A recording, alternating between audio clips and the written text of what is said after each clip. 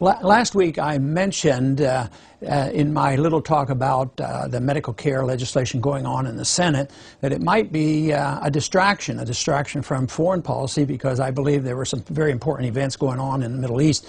And I brought up the subject of Yemen because at that time we had known that the Saudis had bombed Yemen, and the Saudis are our close allies. We provide them with the weapons and the airplanes, and we did sanction and endorse the bombing of Yemen, where there are some al-Qaeda. There's no doubt about it, because they're scattered around the Middle East and they react to our occupation. And if we're in Afghanistan and we chase them around, they might go into Pakistan and now into Yemen. And I thought this was a very dangerous situation. Well, we've all heard now the story that happened on the weekend, where this one individual that has come from Nigeria and then through Amsterdam and came into Detroit and attempted to set off some type of an explosive device. Most people who heard it thought it was a firecracker device, but started a small fire, which obviously is very, very dangerous.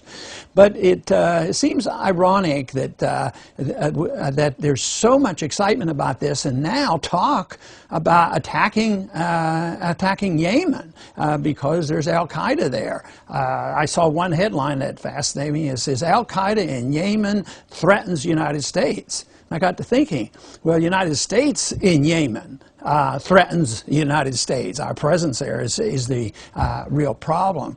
But there is now some serious talk about what we should be doing over there and dealing with the al-Qaeda, never addressing the real important subject of why is there al-Qaeda and why do these radicals get motivated in order to commit suicide and do these various things.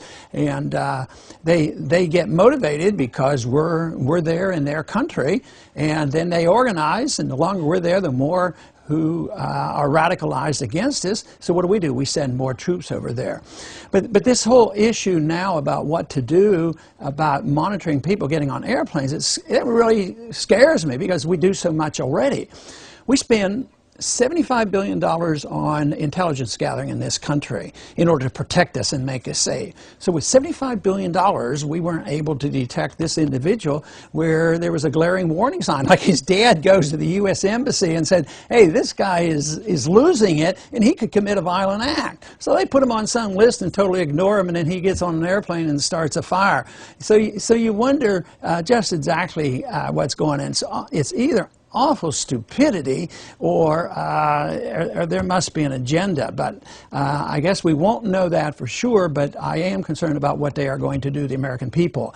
When the hijackers that bombed the Twin Towers were identified, it was looked into, and we found out that the FBI had reported on numerous occasions that they were being trained to fly airplanes but not land them. Nothing was done about it. That was not even a lead, so it was totally ignored, but nobody ever got punished. And now nobody's going to get punished for this, for not paying attention to this warning.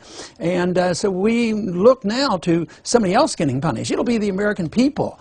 You know, they'll add some more security onto us.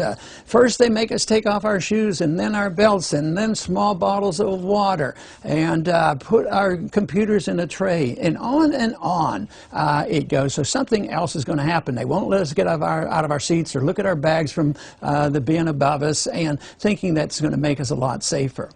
I'm convinced that one of the main problems we have is that we've turned over a very important function to the government. The government isn't capable of doing what they're supposed to do. A function like this should be controlled by the people who run the airlines. But they haven't done that in many, many years. The airlines, like all the responsibility, fall to the government. Everything goes wrong, it's the government's fault. But I often thought about how efficient an armored car company is in protecting the money in those trucks, and nobody has to worry about it.